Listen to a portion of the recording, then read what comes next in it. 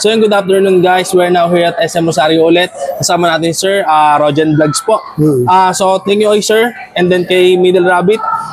Pinadala niya po yung case natin. Then, so ang case nga pala natin na hawak ngayon is for GT30 Pro. So sa bago nating unit kasi sir, pit na pit po yung ating binigay ni Middle Rabbit na case. So yan po, kasi si GT30 Pro meron siyang gaming trigger sa side. Then yung touchscreen button, then volume rockers. Then bukod po doon, ang binigay niya, saktong-sakto po talaga sa kanya. Ayan po. Right natin. Okay. So wala kang hassle sa kanya. Yung gaming button, gaming triggers, volume rockers, then yung volume button niya, ay tawag na to, lock screen button, so pit na pit sa kanya. And then at the same time po, meron din siyang camera protection.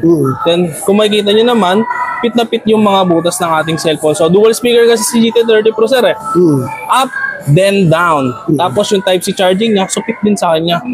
So yung design naman sir, parang siya, nakamat po siya. No?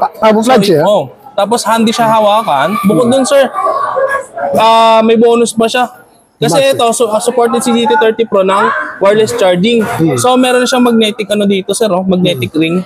So, pwede mo siyang gamitan ng wireless charging. So, yun lang po, guys. Avail na kayo.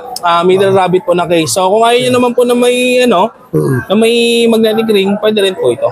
Yeah, may sabay yan. So, pit na pit pa rin po yan. Yan, sir.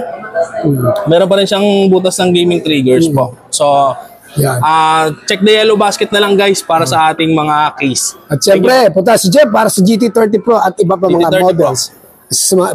Pinakabagong gaming smartphone ng Infinix.